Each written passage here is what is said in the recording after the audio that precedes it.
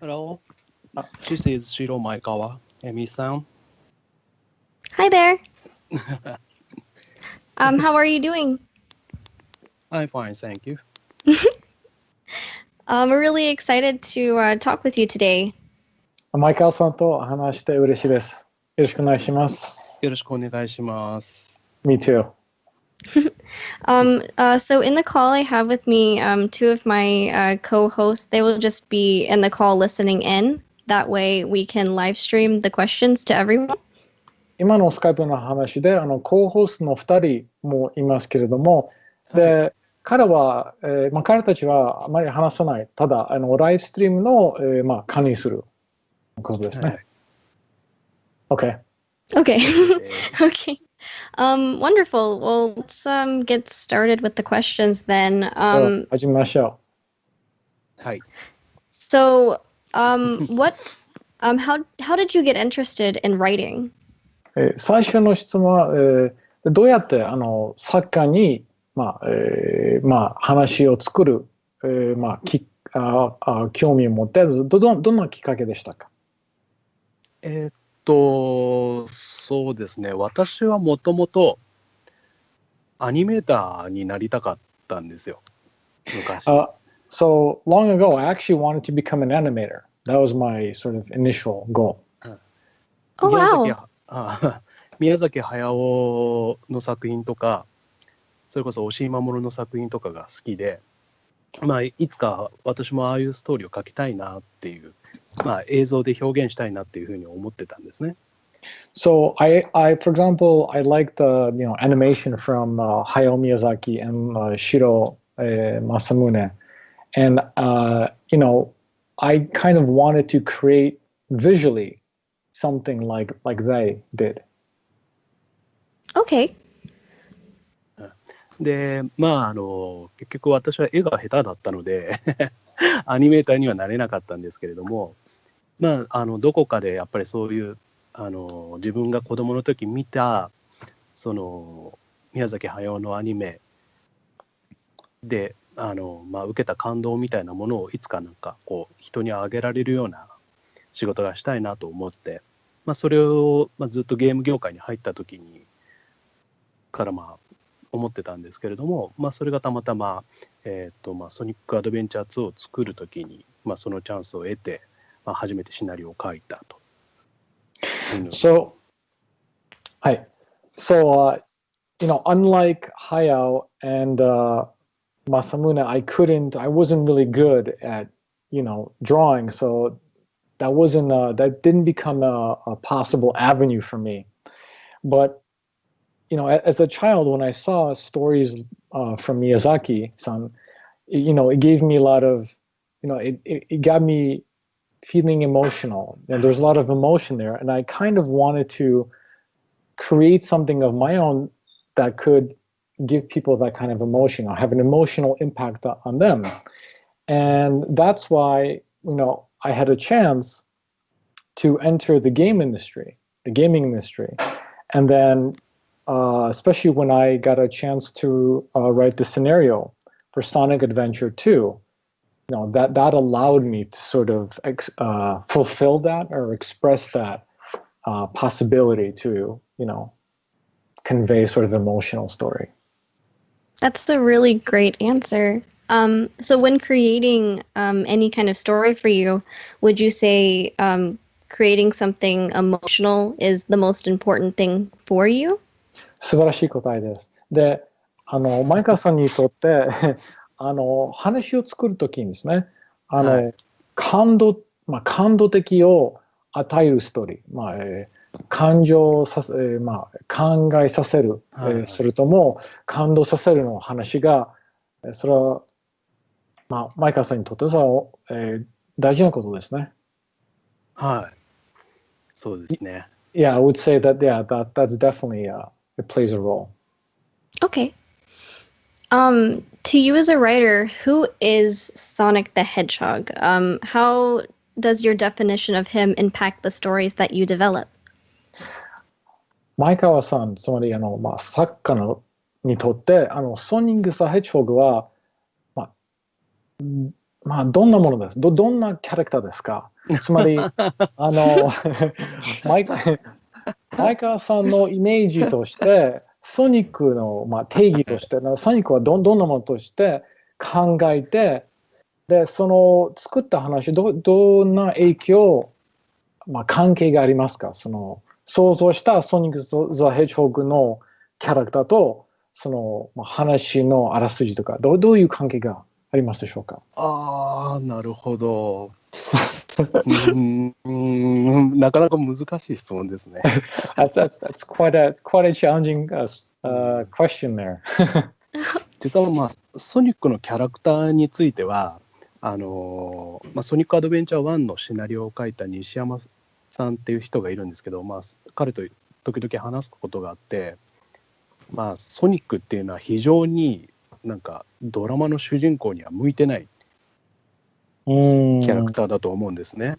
で、なんでかっていうと彼は弱点がないんですよ。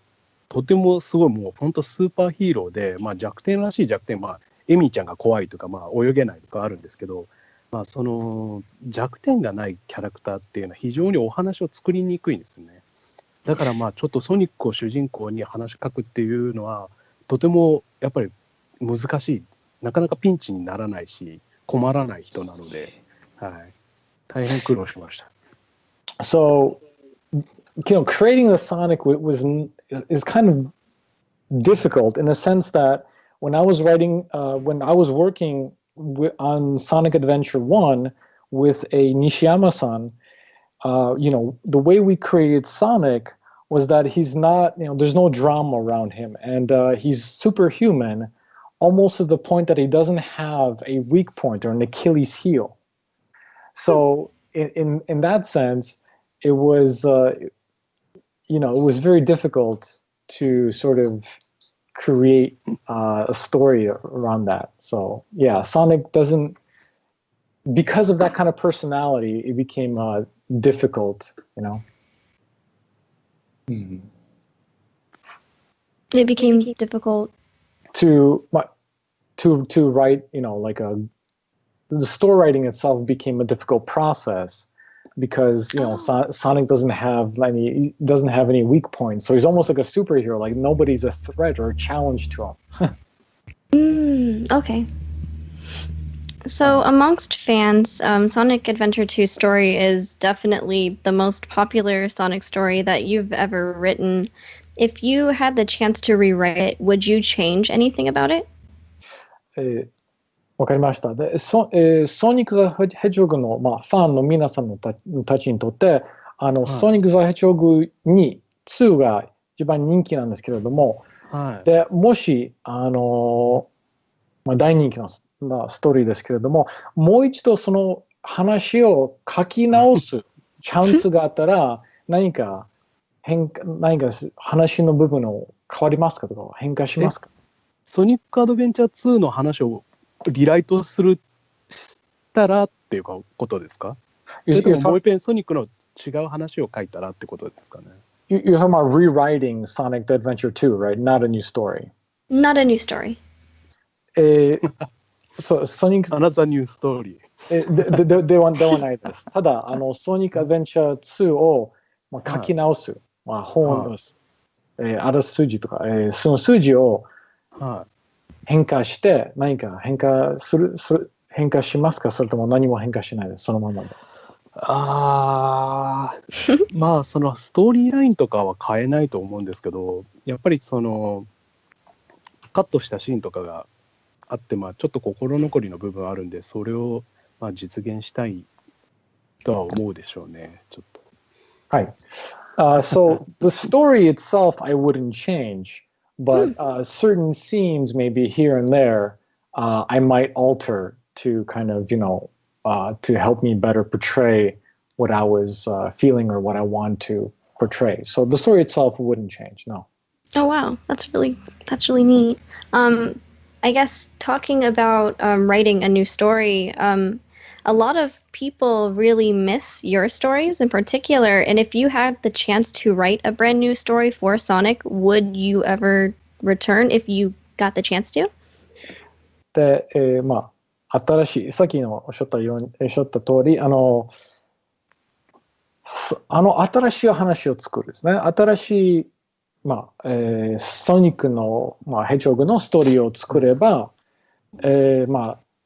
皆さんの、ソニックのファンのたちはみんな、前川さんの、お話を今書いてなくて、もう寂しいですね。でももし、もう一つのチャンスがあったら、新しいストーリーを作るチャンスがあったら、それは、作りたいですか？そうですね。もう今はセガを辞めて10年ぐらい経つんですけど、辞める前はもうソニックはいいかなって思ってたんですけど、なんか10年経ってみて、やっぱソニックの仕事はいい仕事だったなって最近になって思えるようになってですね。いやソニックのシナリオをまた書いてみたいなって思うことは時々ありますね。はい。So, of course, if I had a chance, I would love to do it. It's been about 10 years now since I've left Sega, and I've been thinking about Sonic here and there, and I was kind of wondering when I left Sega how the whole Sonic story and how it would progress. But definitely, if I had a chance, I would love to write again. Oh, that's very, very good news. I miss your writing. 前川さんの話のもう懐かしいです。それとももう寂しいですね。もうありがとうございます。Thank you very much. Of course. Do you have any strong opinions about how the rest of the Sonic characters should be portrayed? ソニック以来のキャラクターですね。どうやってそのキャラクターを、描写すればいいのか、何かはっきりした意見を持っていますか？ソニック以外のキャラクターに関してですか？So not Sonic, but other characters, right? Yes. I would love to know about Tails for sure. そうですね。ソニック以外、例えば Tails。なんかはっきりしたどうやってそのキャラクターを描写したらいいのか、それともなんかはっきりした強固な、はっきりした意見を持ちますでしょうか？ですね、キャラクターに関してはセガではちゃんとこのキャラクターはこういうものが好きでこういうふうに考えて喋りの口調はこういう感じなんですっていうなんかテンプレートがあるんですね。So there is at Sega they have a template for how, for example, a character thinks, how he talks, the things he likes. So there is a sort of a template for how to depict a certain character. Okay. なので、いろんなたくさんゲーム作っても今ソニックの、キャラクターがこのゲームではこんな感じだけどこのゲームではこんな感じになってるってはならないと思うんですけど、なんかそれはやっぱりソニックチームの中にキャラクターの、そういうものをコントロールする人がちゃんといて見てるからですね。私がセガに行った時には私がそういう仕事をしてました。So, at Sega, they had a Sonic team, and they still have a Sonic team. Or rather, there is a Sonic team that sort of is responsible for managing this type of template of how they think, like, talk. And when I was at Sega, I was sort of part of this sort of management team. Okay. わかりました。Okay.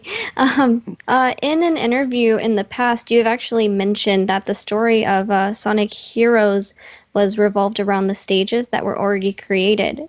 Do you prefer to write stories in this way, or do you prefer to create the story first? そうですね。過去のインタビューで、その前川さんはそのソニックズ・ヒーローズの話ですね。そのステージを中心に作られた話です。はい。で、こういうふうに作り方は良いの、まあ、いいの、まあ、良いですか？それとも逆に、最初の話を書いて、であとステージを作るのがいいですか？それはどっちの、相方のおすすめですか？それは私はやっぱり話を書く立場の人間からすると、やっぱり先にストーリーがあって、後からその話に合わせてステージが組まれる方が、やっぱりこう、いい話ができると思ってます。はい。はい。So because these are stories that revolve around characters, for me, I create a story first, and then I create the stages afterwards. Oh, okay. So it's a story-centered, character-centered approach, and then the stage comes sort of later. Okay. I apologize. Continue. No, I just said, said thank you. Thank you. There are those who believe that a story for Sonic games aren't, I guess, necessary. How would you feel about that? で、ある人にとってソニック・ザ・ヘッジホグのゲームは、についてあまり数字やプロット、話があまり必要ですね。あまり必要がないという思う人もいます。はい、いますね。それについて前川さんはどうやって考えますか？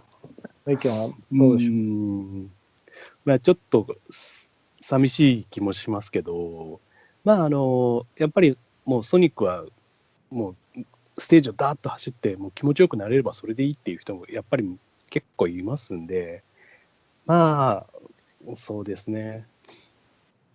なんかそう思ってる人もなんかいつの間にかやっぱりソニックのストーリーって素敵だなみたいな、そういうところにこう気持ちを引っ張っていけるようなお話を書きたいなと思って私は頑張ってきたつもりなんですけどなかなかこうストーリーの方に重きを置いてくれるユーザーさんはどうなんですかね。最近少ないんですかね。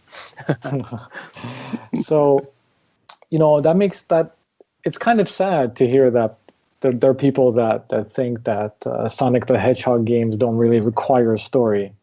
For me, for some people that play Sonic games, all they care about is just like just dashing through the stage. They don't really focus on the story, but just the gameplay itself. But for me, I do my best to write a story because that's what draws me in. So it is kind of sad that there's some people that think that way, but personally I get drawn in. I love to write a story. Yeah, I'm very happy to hear that. For me in particular, I actually got into Sonic the Hedgehog because of the story. So for me, the story is actually more important than the gameplay. それを聞いて嬉しいです。私にとって、ソニックは、ゲームプレイよりも、ソニックのストーリーが一番大事なのですね。ありがとうございます。嬉しいです。Thank you so much. I'm really happy to hear that. No problem. Do you actually have any tips for any future writers who may be writing for Sonic the Hedgehog games or in general? そして、将来にソニックの、話を作りたい人にとって何かアドバイスに関するアドバイスや、アドバイスがありますか？どうやってソニックの話を書けばいいのか、何かこのようなアドバイスがありますか？ア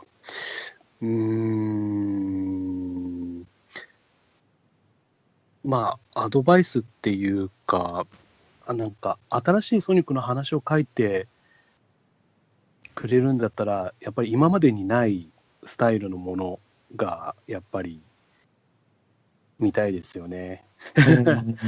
だからソニックの話はこういうもんだよねみたいな、今までのソニックはこうだったからこういうふうに書かなきゃみたいなふうには考えずに、やっぱりもっと自由にこう冒険して新しいストーリーテリングにチャレンジしてほしいと思います。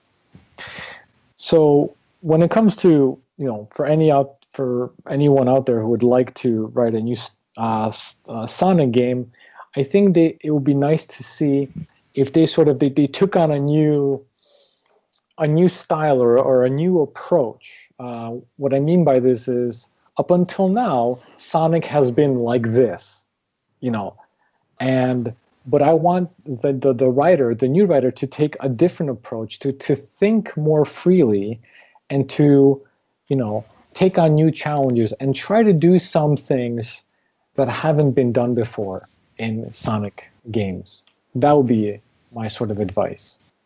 Oh, wow. That's very great advice. そうです。素晴らしいアドバイスですね。いえ、私自身もこう結構型破りなつもりで話を書いてきたので。すみません、型破り？ごめんなさい。そうですね、今までにないというか、プレイヤーの想像を超えるようなものを意識して書いたつもりです。はい、はい、すみません。Sorry, I just had to clarify a term. So, for me, writing a new story, writing Sonic games or writing stories for Sonic has been one where I try to be conscious about, trying something new. So not kind of like, feeding into this like the same pattern over and over again, but trying to give a new experience. And that's why he was saying prior to that is that he would like new characters, new people writing. So kind of don't get fixed into like a fixed way of doing it, but try to do something new. Try to depict the story in a new way. Bring new experiences. Okay. What would you say is your favorite Sonic story that you've ever written, and why? Hello? Hello? Oh, hello? Oh, yes. What is your favorite Sonic story that you've ever written, and why would that be your favorite? 前川さんにとって一番好きな、好きなソニックのストーリーはどちらでしょうか？で、そしてなぜそういう話を作りましたか？難しいな。It's not easy. Not easy. 一応思い入れがあるのはやっぱり一番最初に書いたソニックアドベンチャー2が一番思い入れがありますね。So the one that is not necessarily my favorite, but the one that sort of stays in my memory is Sonic Adventure 2, because that's the first one that I worked on. Okay. It's I think a lot of people's favorite as well. ファン皆さんの中にそれは多分一番好きな話もと思います。ありがとうございます。Thank you. Of course. Let me actually see. I've actually gone through a lot of the questions, so I think we're gonna actually take some questions from the chat for a few minutes. Is that okay? でこれからはチャットから、ファンの皆さんの、質問を受けて、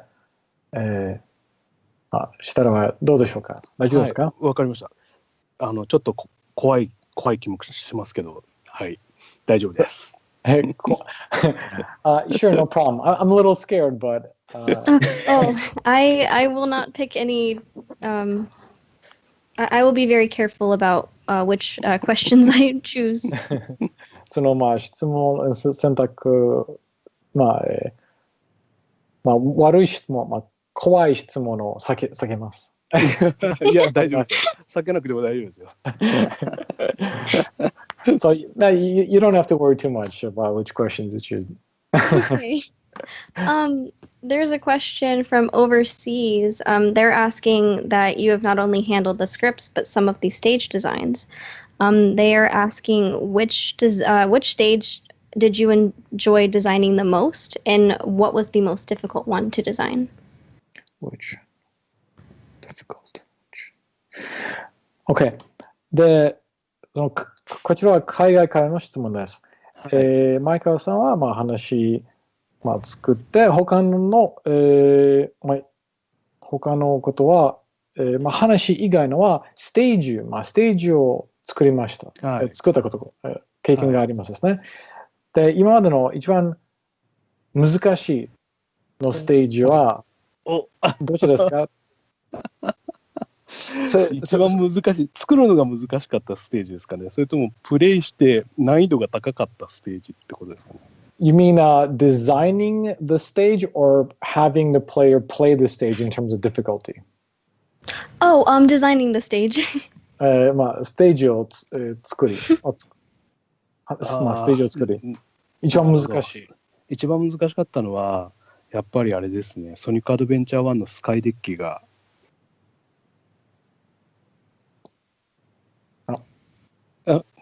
もしもし。はい、もしもし。大丈夫、聞こえました？ソニックアドベンチャー1のスカイデッキのステージ。そうです。はい。そこまで。が一番、はい。はい。Emi, hello? Yes, hello? Hello? I got an answer. Okay. Maekawa-san? Hi. Okay, he's there. So the hardest one was in Sonic Adventure 1, the Sky Deck stage. Oh, Sky Deck! I like that stage very much. Someone is asking, how did the writing process for Sonic 2006 go? Sonic.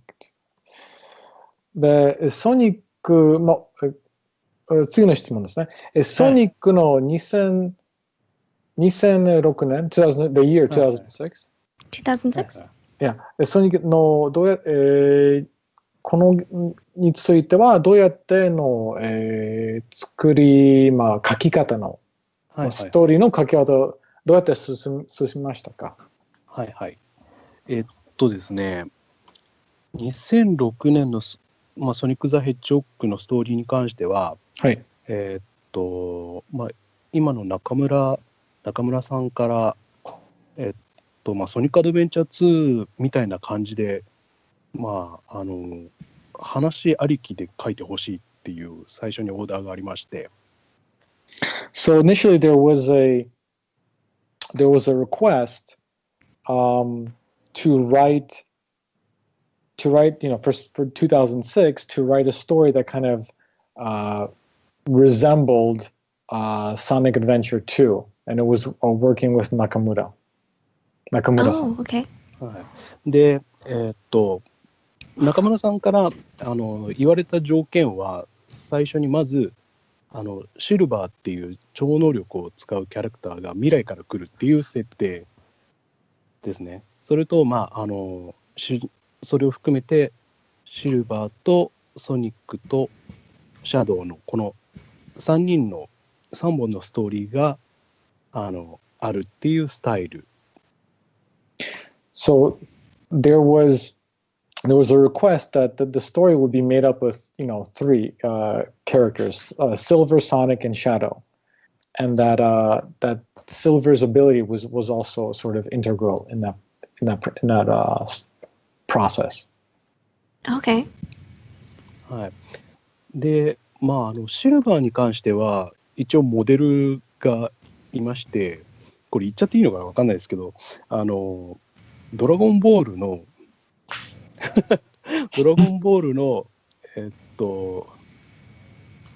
名前が出てこない。ベジータの息子。トランクスだ。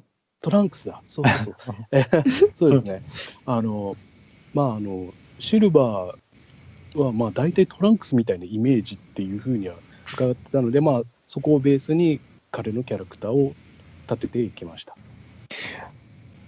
So the sort of the base model for Silver was actually from Dragon Ball, and that's the son of Vegeta, Trunks. So we were going to take that model and then sort of build around that for Silver. Oh, wow. で、ストーリーに関しては、私が一応そのプロットと言われる話の、シーンの構成を決めて、あとキーとなるセリフを書きました。で、細かいところのセリフは吉村清子さんという脚本家の方にお任せしてます。吉村清子。So, はい。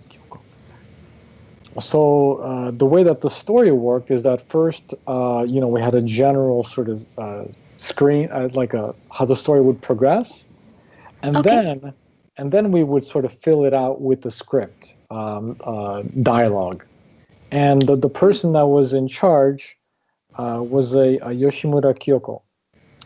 That person was in charge of writing all the dialogue, but it was first sort of, fleshing out the story of how it's going to progress, and then the script came afterwards.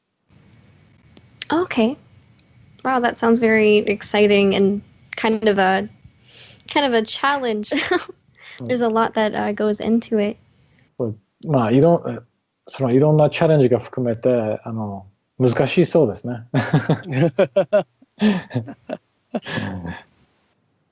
May I ask about, I guess, what it was like writing for Sonic X and sort of your involvement with that TV show?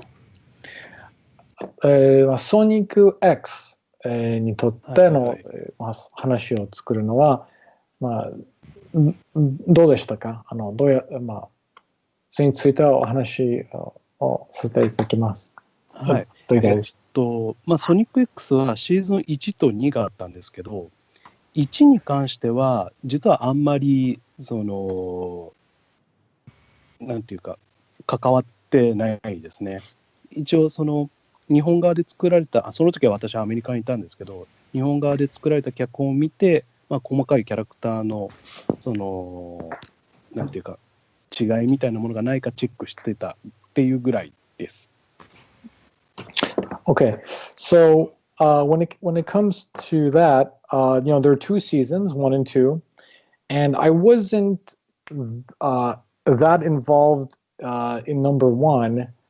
I was more sort of like that I was checking, they sort of send me over what they wanted to do, and I did sort of a rundown, sort of a check through of things that would work and were not working. So like personality or something.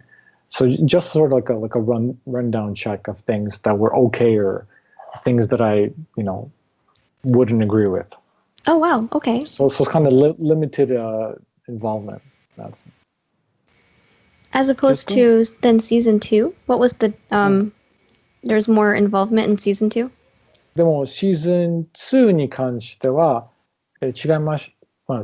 はい、シーズン2に関しては私が日本に帰って実際にアニメの脚本を作る方と毎週ミーティングして作っていった経緯がありますね。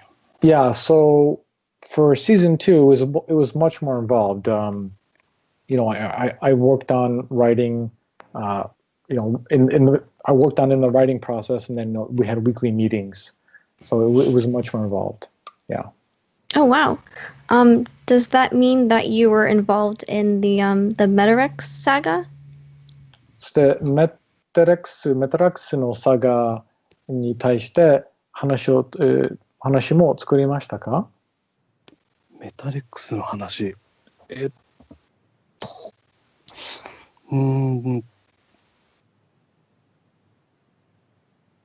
メタレックスいや、なんか記憶にないですな。I don't have any recollection of that. Metarex. Okay. I think in America they refer it to season 3, I believe. アメリカではメタレックスはつまりシーズン3ですね。と言います。じゃあ私は全く関わってないです。No, I was not involved. Oh, okay. Okay. Yeah, I just wanted to make sure. I'm also, I apologize. I'm still looking for a few questions in the chat. あと他の質問今チャットで読んで見ています。はい。Someone is asking, what were the challenges for writing for these storybook games? Storybookings? Storybook games. Is that sorry, I just want to clarify. ただ今用語の言葉をちょっと確認したいですけれども、storybookings. Sorry. Like the storybook series. You can refer. Yeah. Okay. ストーリーブックのシーズンについてどんなチャレンジがありましたか？ストーリーブック What do you mean by some people refer the storybook series to the games such as Sonic and the Secret Rings and Sonic and the Black Knight. はい。ストーリーブック、そういうことね。Okay, I got it. Okay. それに対して、大変なこと、チャレンジが何かありましたか？なるほど。シークレットリングと、ブラックナイトと2つ、出ましたけど、実はですね、シークレットリングの方は最初のシナリオは私が書いて、後でディレクターの小川さんという人が書き直したんですね、シナリオ半分ぐらい。なのでもう割と私が最初に書いたテーマとは全然違う話になってます。で、はい、何度も結構その小川さんとはやり取りしてもうああでもないこうでもないとやり取りしたんですごく苦労したのは覚えてますね。はい。So, for the first one that you mentioned, the secret Rings? Secret Rings, there you go. Mm-hmm. So for Secret Rings, I first wrote the scenario, and then we had a director, Mr. Ogawa-san. He took my work and then sort of he rewrote it, he revised it, and he made about 50% of that story was changed. Oh wow. he changed about half, and then I remember that we would have a back and forth and all of these changes. I want to change something, he wants to make a change, and I remember that very vividly. So that was quite challenging. Oh gosh, that sounds very difficult. 逆にブラックナイトの方は割と好きに書かせてもらいました。はい。But with on the other hand, with Black Knight, it was much easier. They just let me write whatever I wanted to write. Okay. ただ一点だけ残念なのは、私がシナリオを書いた時にはカリバンっていう喋る剣がいるんですけど、彼は女の子だったんですね。それがなんかゲームになった時には、その前後で私セガをやめたんですけども、後で聞いたらカリバンは男になったよって言われてちょっとびっくりしましたけど。there was a カリバンですね。カリバン。So there was Ken. So there was a character Caliban. I think I'm not sure how it's in English, but Caliban is a character that's a dog. Oh, okay. So 犬ですね。カリバンは犬ですね。いや違います。ソードです。Oh, Caliburn. Yeah, Caliban. Caliban. There was a character Caliban, and when I wrote that character, I wrote it so it was a female, but then people were then confused because they thought it was a male. So. Oh, that's really funny. So everyone, they had a different view on it. So that kind of surprised me. That's really funny. 面白いです。Someone is actually asking, I guess it's kind of a strange, they're asking like what kind of person you are. So I think what they're kind of asking is, what do you like to do? What are your likes and your dislikes? what do you do in your free time kind of question.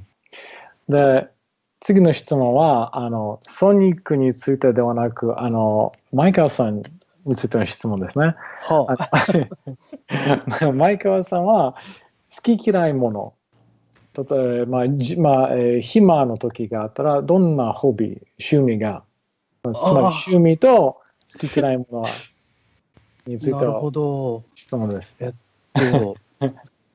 私の趣味は、美味しいものを食べることとお酒を飲むこと、それとですね、あと、ボードゲームが好きで、ドミニオンっていうボードゲームにすごくハマってます。はい。In terms of hobbies, I like drinking. I like eating. I like eating delicious food, and I also like board games.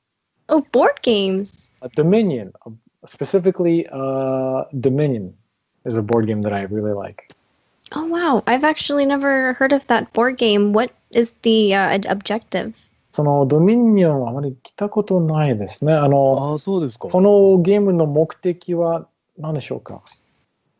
このゲームっていうのは自分が王様になって、自分の領土って言っても、カードなんですけど、実際には、それをこううまくかき集めていくっていう、他の人と競争しながら。So it's a game in which you're fighting to be a king, and then you're competing. You're competing with other people over territories, and that's the sort of objective of that. Okay, that's very cool. And when it comes to eating a lot of delicious food, we have that in common. 前川さんとの共通点は、私も美味しいものを食べるのが好きです。Someone would like to know, do you have any personal writing projects that you sort of created on your own that are, I guess, apart from Sonic? 次の質問ですね。ソニック以外の自分で書いたの、プロジェクト、何かありますでしょうか？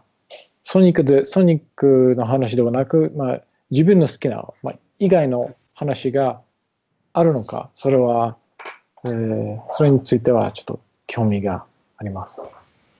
ストーリーを他のゲームのストーリーを書いたことがあるかっていうことですかね。So, like, you're talking about stories for other games, not Sonic? Correct. そうですね。ほとんどないですね。Not really. Not really. Okay. It's not a complaint. Let me look around for another question here. We've got a lot that I'm sort of sifting through. 今の質問を探しています。良い質問を探しています。たくさんあります。Someone is asking, what Sonic character do you enjoy writing for the most? で、どんな、作家として、キャラクターの、の背景のストーリーを作るのは、どんなキャラクターが一番好きなんですか？それはソニックの仲間の中でってことですか？それともなんかyou're talking about Sonic's friends? Yes. はい、そうです。ソニックの仲間、キャラクターですね。そのキャラクターに対してに関するストーリーを、書くのが好きで、どんなキャラクターが一番好きですか？ストーリーの書き。なるほど。他のキャラクターだと私実はカオティクスチームが結構好きで。So I like writing for the chaotic team. Ooh, Team Chaotix. Team Chaotix. ベクターとチャーミーと SPO の話はヒーローズ書いてて楽しかったですね。彼らのセリフは。So it was fun writing for the dialogues, the lines for Vector. すみません、Vector とエスピオと Vector, Espio and Charmy. and Charming. Yeah, I liked writing lines for them, especially. It was a lot of fun. Would you enjoy writing a new story themed around Team Chaotix? もしチャンス機会があったら、その Team Chaotix に関する新しいストーリーを、チャンスがあれば書きたいですか？書きたいですね。Definitely. I definitely Who do you say would be your favorite Chaotix member? その Chaotix メンバーの中で一番好きなキャラクターは、誰ですか？おー。I like Charmy. チャーミーですかね。Yeah, Charming. いや、Oh, really? That's so... I'm trying to think.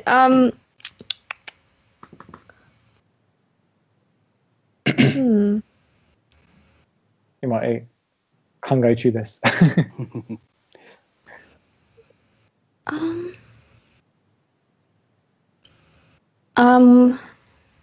What was your happiest moment writing for Sonic? ソニックに対しての話を作るのは、一番今までの、思い、今まで考えて一番好き、一番幸せの時はいつでしたか？なるほど。そのハッピーな時はいつ？書いてハッピーだったのはいつか。それとも一番強い影響を持っています。印象が今まで残っている。ですね。実は私は暗黒の騎士の話が割と好きで、なんかシンプルなストーリーなんですけど、割とこうその短い中にもこうしっかりとなんか自分の言いたいこととかテーマとかをきれいにこうはめることができたかなって思ったんですね。で、ゲームが発売されて、実際にプレイしたのを横で私の妻が見てたんですけど、その妻がなんか初めてなんかストーリーを褒めてくれたっていう。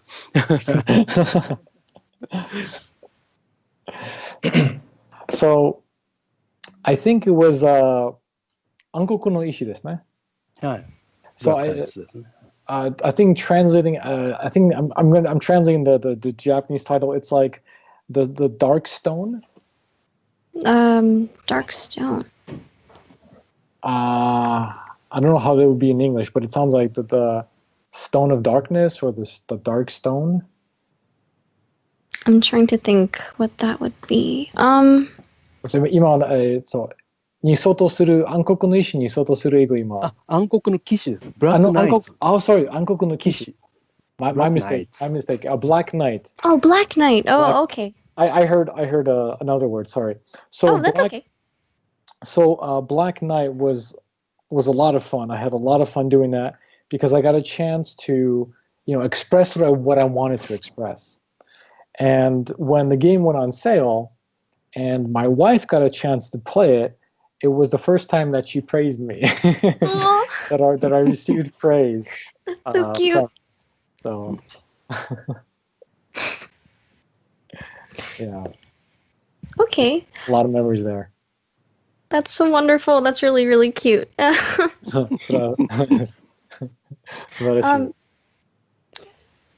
Do you have any maybe stories that you could share with us about just in general, any stories that maybe stood out to you during your time writing for different Sonic games? So you maybe mean like it could be maybe like a funny moment or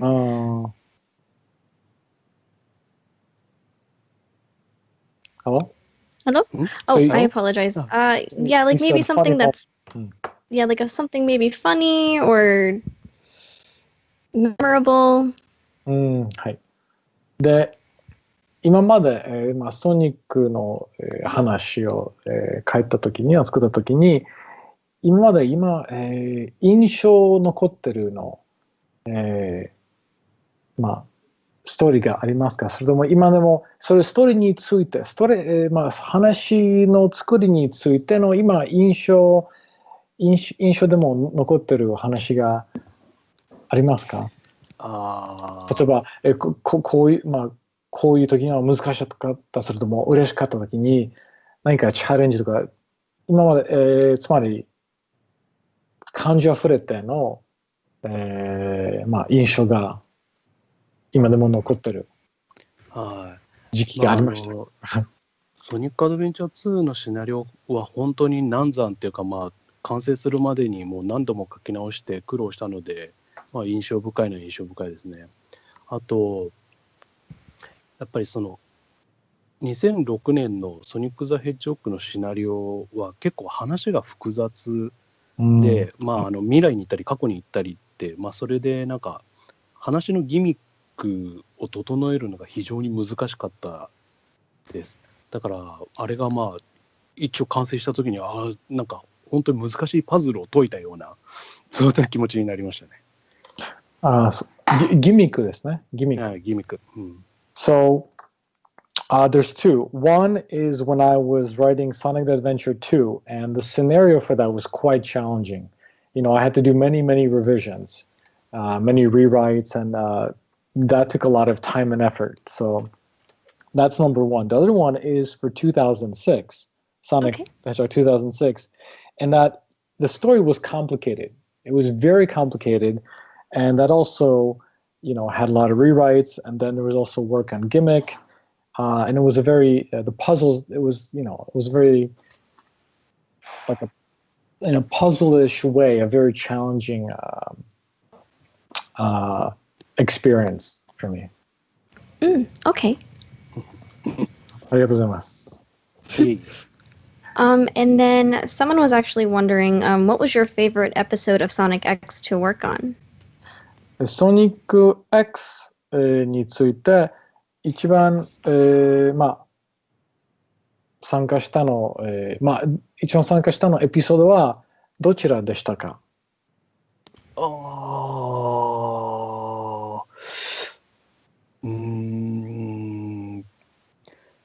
ソニック X に関しては基本的には脚本家さんがちゃんと言ったので、私はアイデアを出すだけだったので、はい、それほどどこかの話に深く関わったってことはないんですけど、はい。そうなんかシーズン2のカオティクスの話は結構割と深く関わって話作った方かなと思います。はい。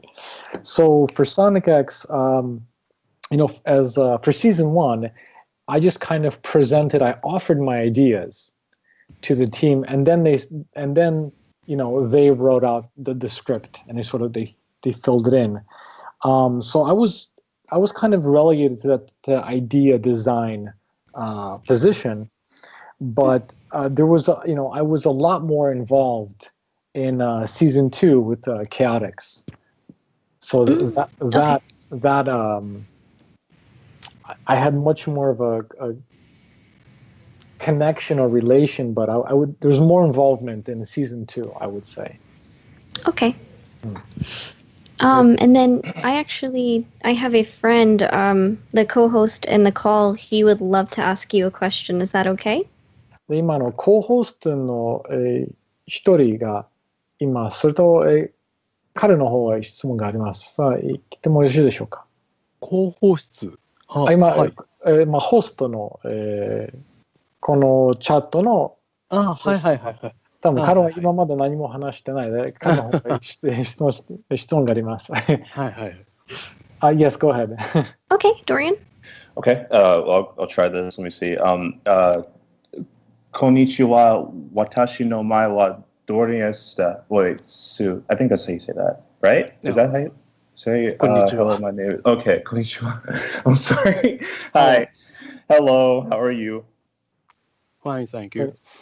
Good. Okay, my question is, let's see, was there an anime or manga that you read as a child that inspires your writing? そうですね。相川さんは子供の時に、何かアニメや漫画を見て読んで、何かそのインスピレーションから受けたアニメや漫画がありますか？いや、もうそれはたくさんありますね。There's 数 a えきれ lot. ないと思います。There's to the point that I can't count how many. There's a lot.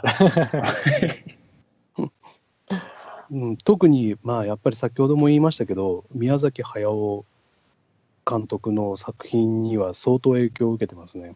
特に風の谷のナウシカが好きで、はい。はい。で、そこからは相当影響を受けたと思います。あとは、そうですね、やっぱり押井守の作品が好きなので、まあちょっとマニアックになりますけど、ビューティフルドリーマーとか、まあ当然映画の広角機動隊なんかも相当好きで見返してますね。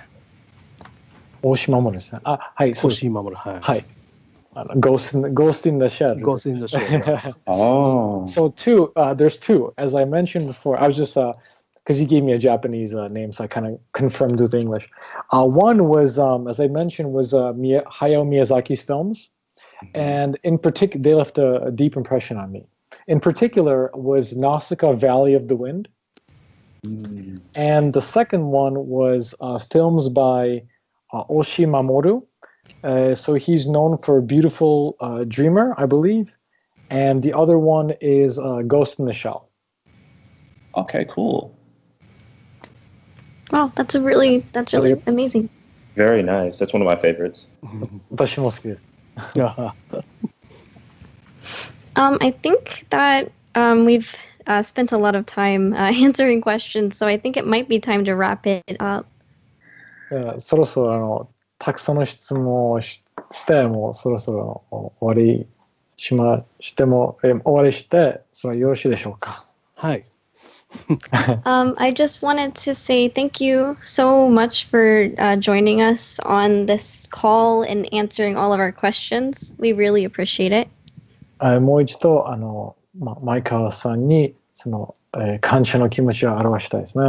前川さんは来てその質問を、して、答えして、それは本当に嬉しいですね。本当に楽しかったです。You're welcome.